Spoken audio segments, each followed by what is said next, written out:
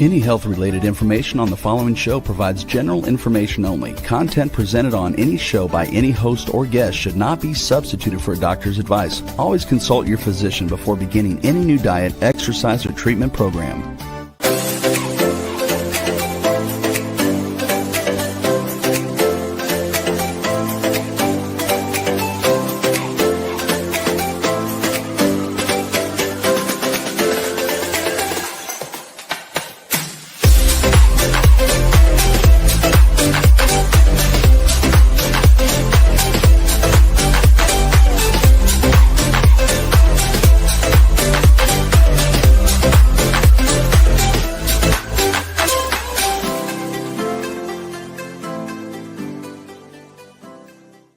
Hello, everyone, and welcome to the Inspired and Empowered Living TV show and podcast.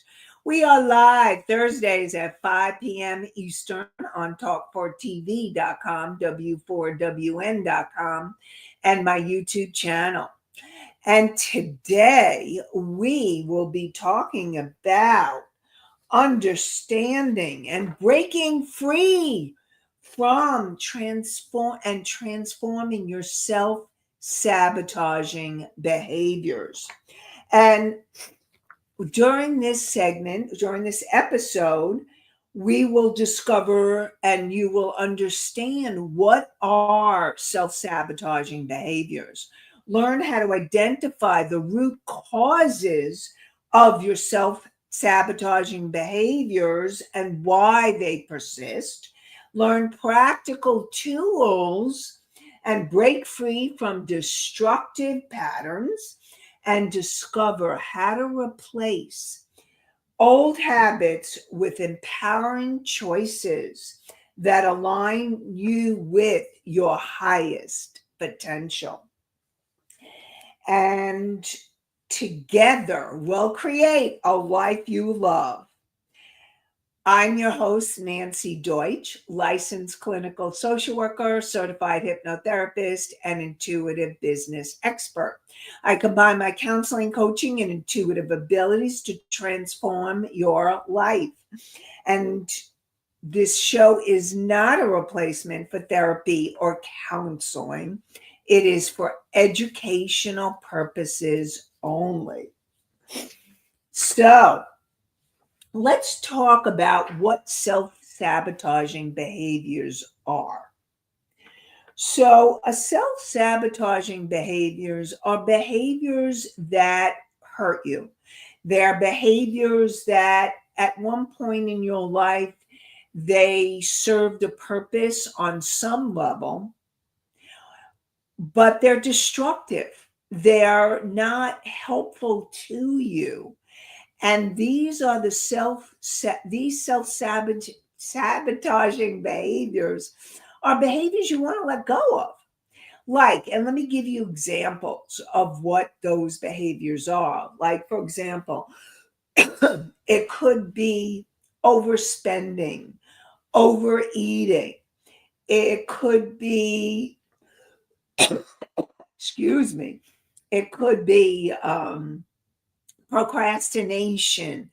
And then sometimes they're really destructive, like any of the addictive behaviors like drinking or gambling or all the different addictive behaviors are self-sabotaging behaviors.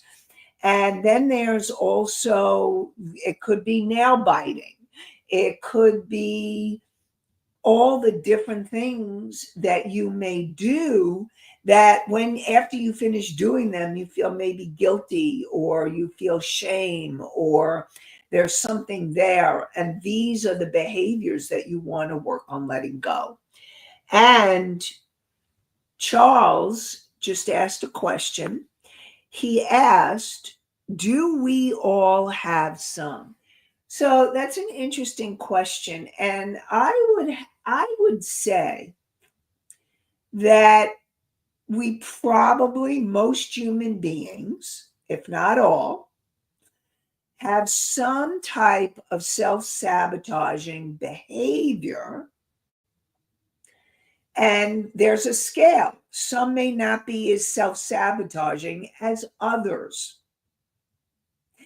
And as you move through your life, you want to be letting go of the self-sabotaging. Anytime that you're feeling guilt or shame or not good enough or not worthy or anything that stops you from moving towards your potential, where you dream of or where you want to be, or even if you're not really clear what that is or where you want to go, if you're finding a way to not get there and there's destructive feelings and like that guilt or shame, because I also want to remind you, feelings are not destructive, like anger or fear or grief, or they're energies that want to move through.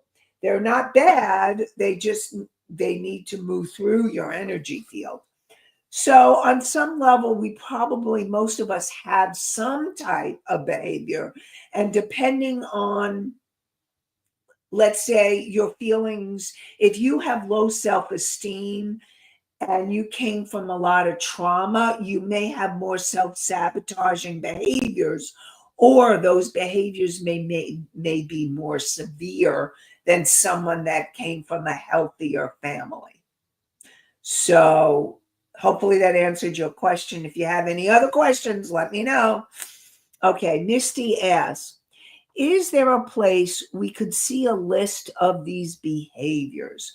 So I'm going to tell you what I'll do, Misty. All right. So we're going to talk about them.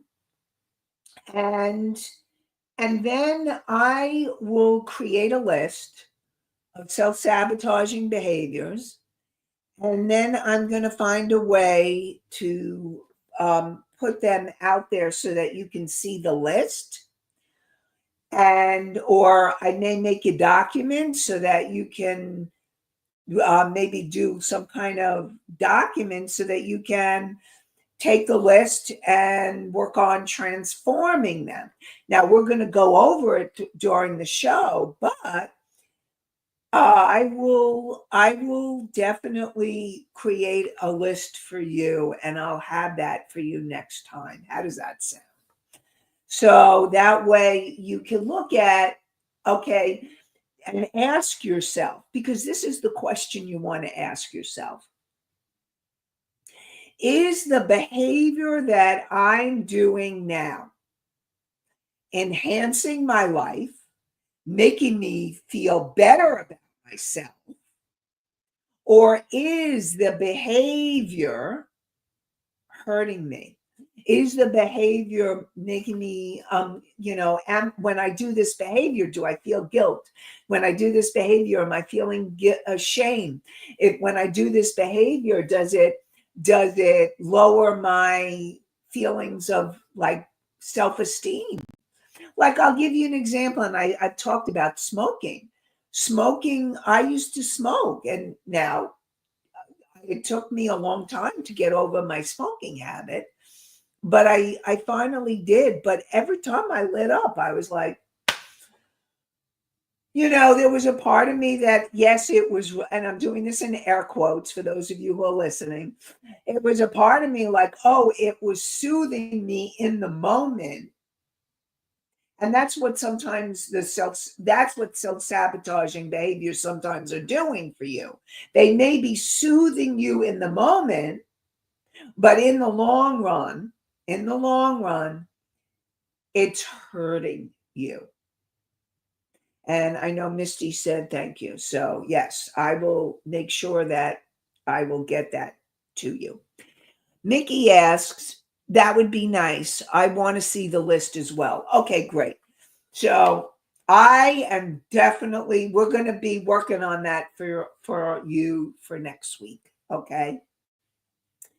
So, and then I'll figure out to tell you where to find it, or I may create a link so that you can get it, or we'll figure it out. I'll let you know next week. Stay tuned. So let me go over my Psych 101 lesson So those of you who know, this is just beginner's mind. Whenever I'm teaching, I always ask and invite you to have beginner's mind. You may have heard this many, many times, or maybe this is the first time you're hearing it, but open to every time you hear something, whether you've heard it many times or you've heard it the first time, the beginner's mind is like, ooh, how can I learn something new about this? So this is my Psych 101 lesson.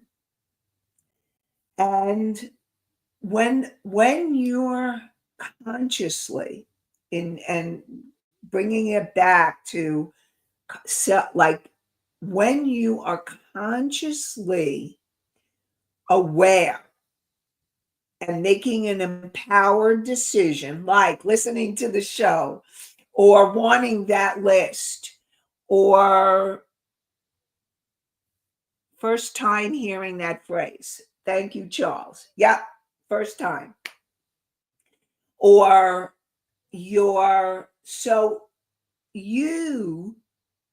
that conscious place of awareness, of empowerment, of making the decision, asking the question so that you can gain clarity, that is your conscious mind. And again, your conscious mind empowers you. It empowers you to create, to become aware, to allow yourself to make decisions that can be life-changing. And so your conscious mind is really important for you. And then and your conscious mind is when you are conscious, when you are aware, when you're alert, when you're in present time. Then you're in conscious awareness, you're in your conscious mind. Now, when you're doing something or you're present, that's your conscious mind. Now, it could be combined with other parts, which I'm going to get to shortly, but your conscious mind is all that conscious alignment and awareness. Your subconscious mind, from the moment you will conceive to present time, has recorded every moment, every belief, every emotion, and it is the self-sabotaging behaviors that are coming from your subconscious or unconscious mind. And your unconscious, subconscious mind, actually, it's 95% of your behaviors, your thoughts, your feelings are coming from your subconscious, unconscious mind until you start shifting and changing and becoming consciously aware and then making conscious decisions to change. That's how your conscious mind empowers you. Now, then there's your superconscious mind. And your superconscious mind is that part of you that is your higher self, this wise, unconditionally loving part of you that everyone has. And then there's your soul, the core energy essence of who you are. Your superconscious mind are your angels, your guides, your beings of light. And your superconscious and your conscious mind work together to help you to create those new patterns. And it's also in healing those subconscious patterns, those subconscious ways of being that help you to transform those behaviors. When I do hypnosis, that's one of the reasons why I love hypnosis. Now, hypnosis has gotten a bad rap because if you've seen TV or movie or stage shows on hypnosis, some people get really scared of hypnosis because they think you're out of control.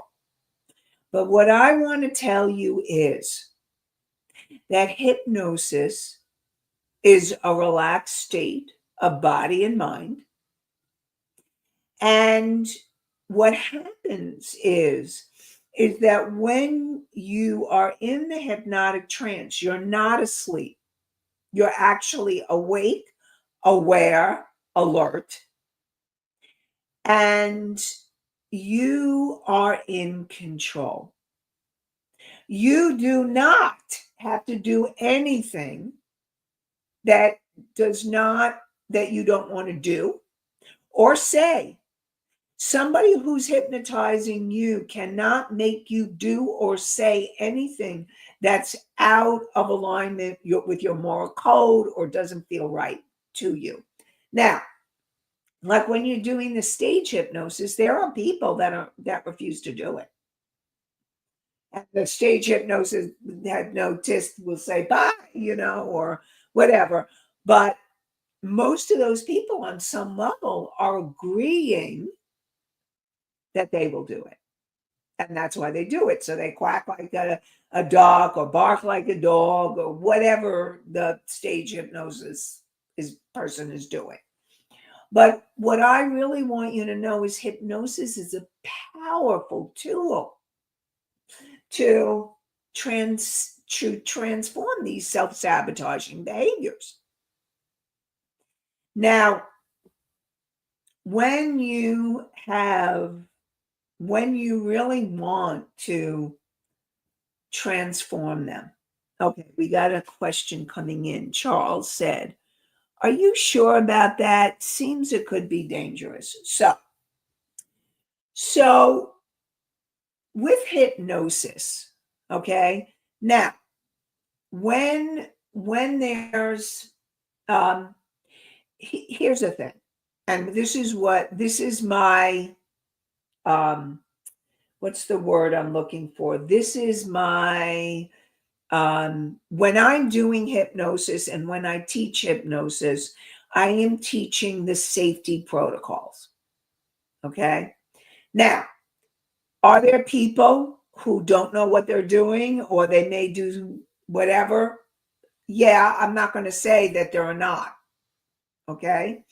So if you're making a conscious choice to go to a hypnotist, you want to make sure that it's somebody that you trust and that you feel safe with, and that you will allow yourself to go into the hypnotic trance.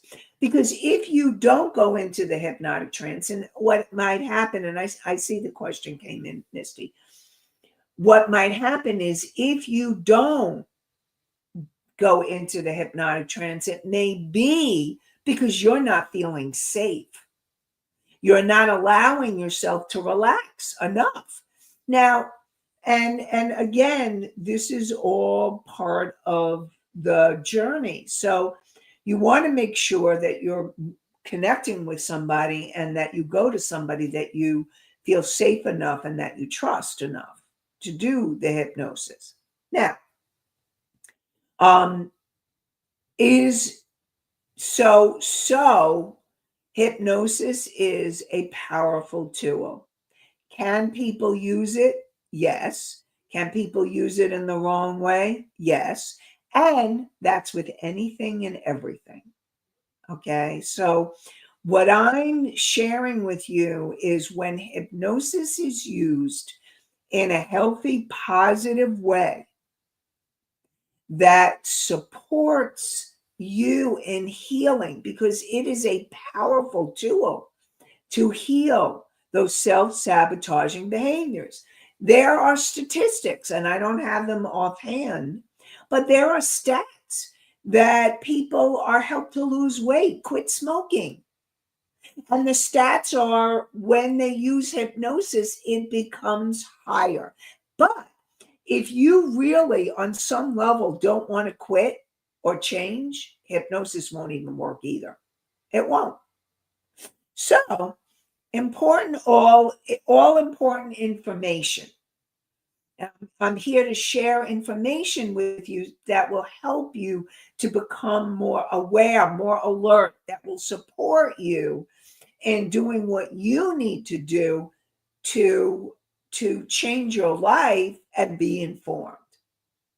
So, Charles, hopefully that answered your question. If you have anything else, and thank you, because then I was able to go to that other piece. And yes, like any tool, anything, things can be used for the positive and things can be used for the negative.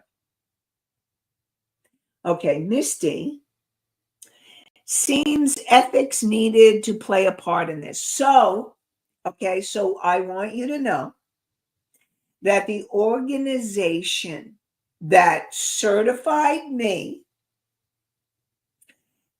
and that it's the International Association of Counselors and Therapists.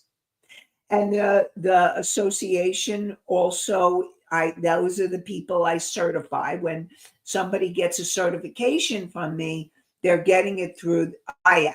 We call it IACT. So there is a whole code of ethics. And that's when you also know that you're getting trained. Like if you ever wanted to get trained in becoming a hypnotist or a hypnotherapist, if you ever want to get trained, then you want to make sure that you're getting trained by an organization that has a code of ethics, that has a body, so that you're able to go to someone, and you as a person who wants to go to someone, you can ask, where did you get trained? Who trained you? Did they have a code of ethics? You have every right to ask as many questions as you want. And if that person gets upset with you or doesn't want to answer questions, then that would be a good warning sign, a big warning sign, like, oh, well, maybe this isn't a person that I want to have hypnosis with. So just really want to say hypnosis is a powerful tool. And really the behaviors that you form from those self-sabotaging behaviors that were formed are behaviors that were formed from your subconscious, unconscious mind. And it came because of needs that weren't met. So, for example, needs that weren't met, or covering up trauma or pain or feelings. So, okay, I'll go back to my example of smoking. So, I believe that when I started smoking, which as a teenager, I was covering up the pain. I was covering up the pain of the trauma that I had had. And there were so many feelings that were happening for me. Smoking was a way that I numbed the pain. And so and then I was like, I knew that I needed to quit smoking because I knew that it wasn't good for me. And it was a long process. And sometimes that happens. Like sometimes you may need to be in the process of working on letting go of those behaviors. Sometimes it may be longer than others. It depends on what was the reason that you started those behaviors, and and also this is really important. The more you learn emotional intelligence, which we've done on other shows, the more you learn coping skills, which we've done on other shows, and if any of you have any questions as we go through, we can continue I can go back there, because I always want to serve you. So when you work on that emotional intelligence and feel safer feeling your feelings, and you find new tools, coping skills, like the breath work and breathing exercises, and we've talked about that, and the breath work, the breathing, and the other tools like journaling or other techniques and modalities such as emotional freedom technique that's the tapping, and tapping through either the emotion or the belief, whatever going on for you. So it's finding those new coping skills that will help you move through it. Now, you wonder, okay, now I'm going to talk a little bit, and this may help you get those behaviors, but I'm going to talk a little bit about the repeating patterns.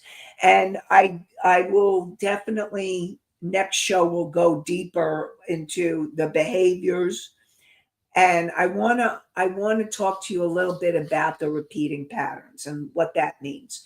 So what happens is, if you have a repeating pattern that keeps occurring in your life that can be self-destructive or self-sabotaging,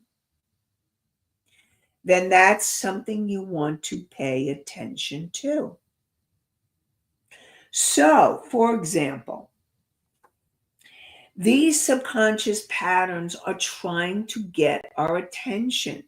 And it's about you becoming aware consciously and with your superconscious mind that, oh, this is something to become aware of. Like, so again, if there's certain areas of your life, because I was talking about guilt or shame around the behaviors.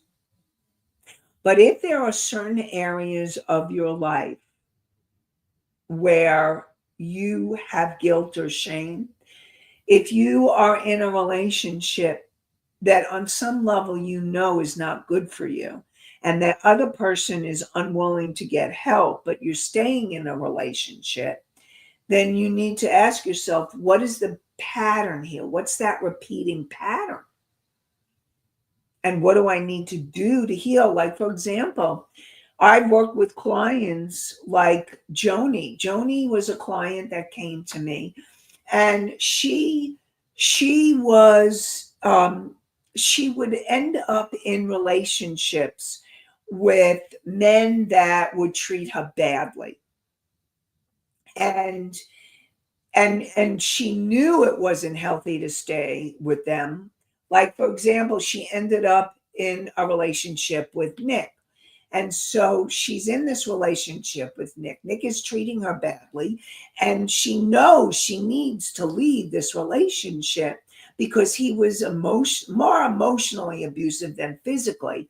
So he would say demeaning things to her and put her down, and wasn't nice to her.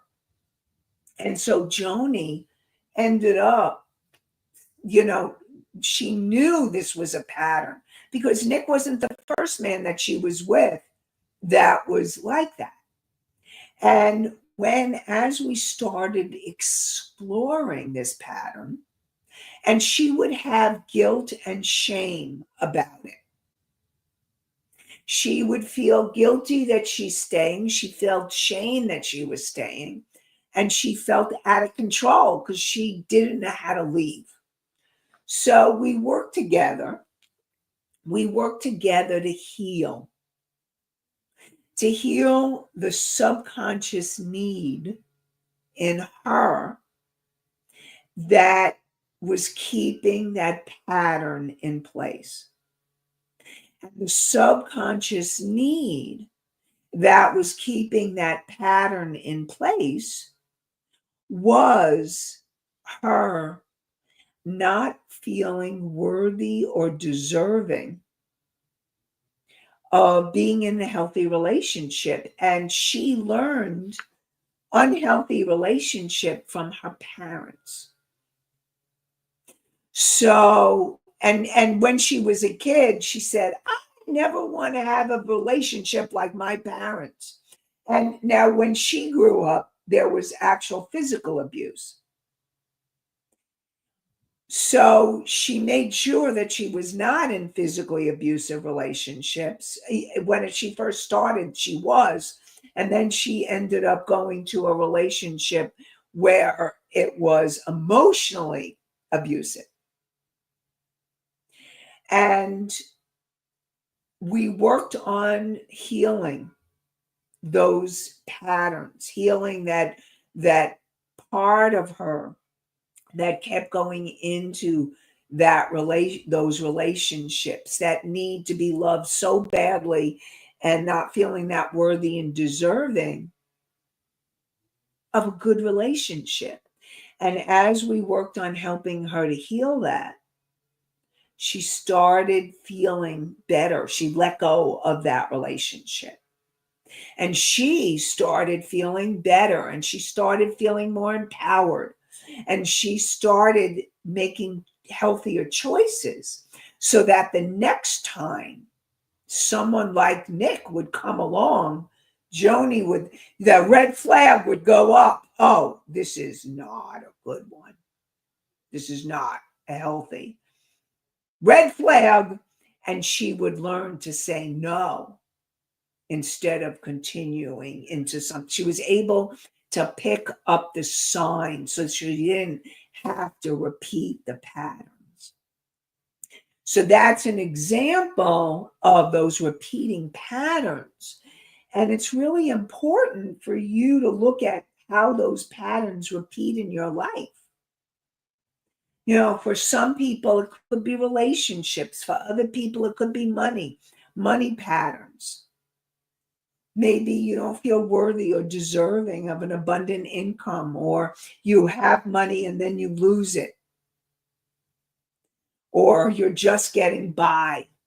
So it could be, or some people, it may be health, like the the unhealthy behaviors around eating or drinking or smoking. So all of those are ways that plays out. So another way that it plays out in either relationships or jobs.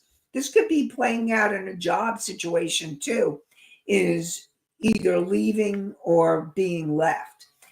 And if you're ever in a relationship or have been in relationships where there's a pattern where either you're the one to leave before it goes bad so that you don't have to get close, or you end up in a relationship where they end up leaving and you feel abandoned again and again. And that can play out in your job too. That if you end up having jobs where it always seems that you're being let go, then that could be playing out in the work scenario. Or, so again, this is all patterns of things that you want to be aware of.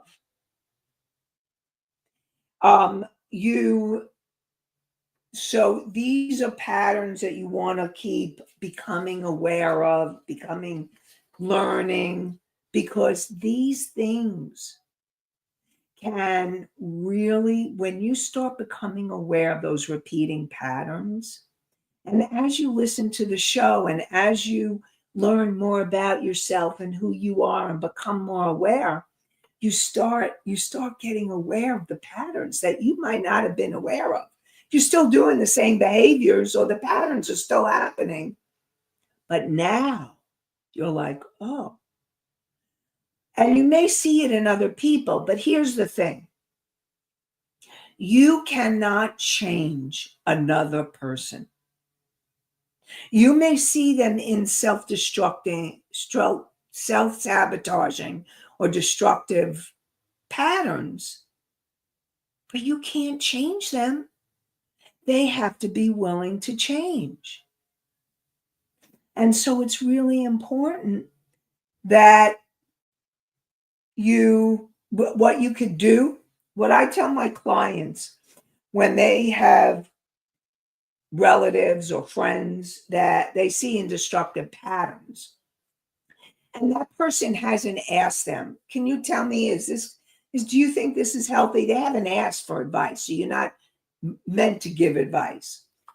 But if what I say, since you can't control them, the only person that you can control and change, and I don't even like to use the word control, it's about becoming aware and making an empowered decision to change, to take an action that will help you change, to transform your behavior or even how you relate to the person that has the unhealthy pattern.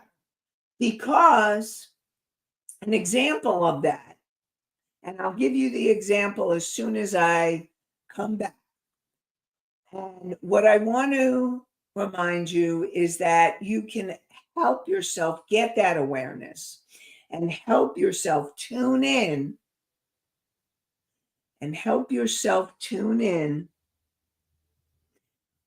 by doing my meditation or downloading the PDF. And that is, you want to go to inspiredandempoweredliving.com, the name of the show, /meditation. So it's the name of the show, inspiredandempoweredliving.com /meditation. And it will help you to clear your energy, connect to your higher self, this wise, unconditionally loving part of you, and then get intuitive decisions that or information that wants to come through. So definitely you want to download the meditation.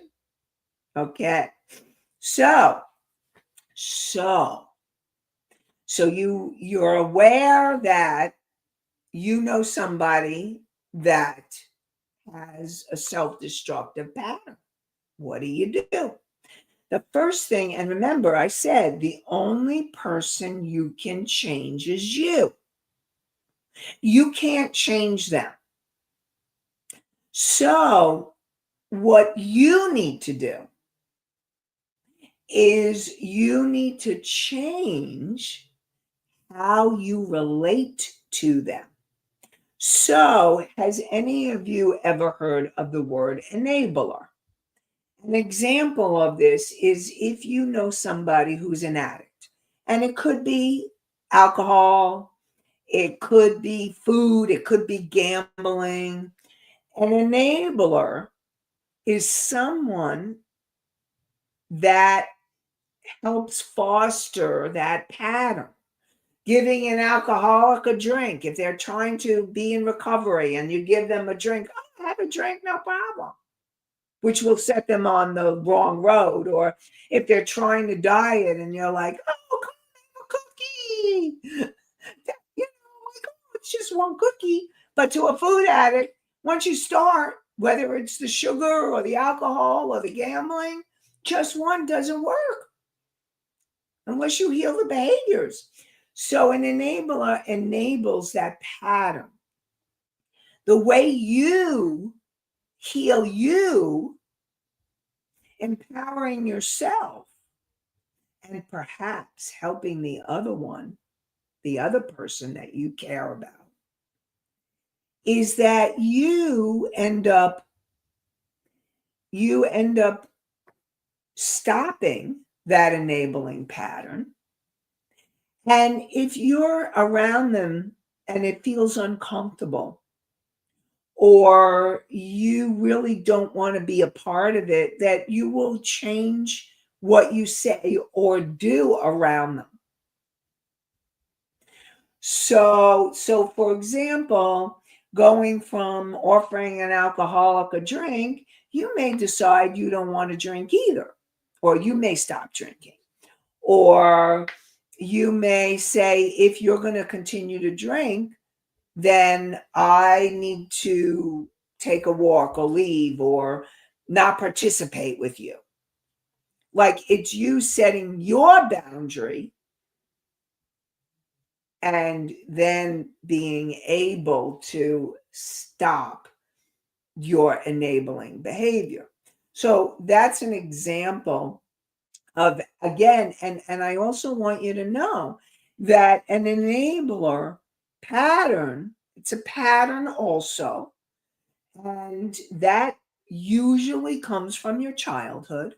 You may have grown up with some type of addictive parent, like an alcoholic parent, a parent who gambled, or an overeater parent. And that was what you learned, you saw, you integrated, not necessarily in a healthy way. And then what happens is you end up recreating that in your life. And that's why this discussion is really important and really powerful. And so, to recap, you were going to, next week, I will bring in more of a list of the self-sabotaging behaviors. And also, not only you'll have a list, maybe I'll make a checklist for you. So that way you can look at it. And then we also talked about the conscious mind, that empowered part of you, conscious awareness, your subconscious, which is where those self-sabotaging behaviors started, and then your superconscious, which is those parts of you that are here to help and support you and give you that support. And then we talked about patterns and how those patterns can continue. And next week we're going to continue with part 2, going deeper into understanding those patterns or behaviors, and then what you can do to transform them. And so I wish you an amazing and inspired and empowered day and night and week. Have a great one, everybody. Bye for now.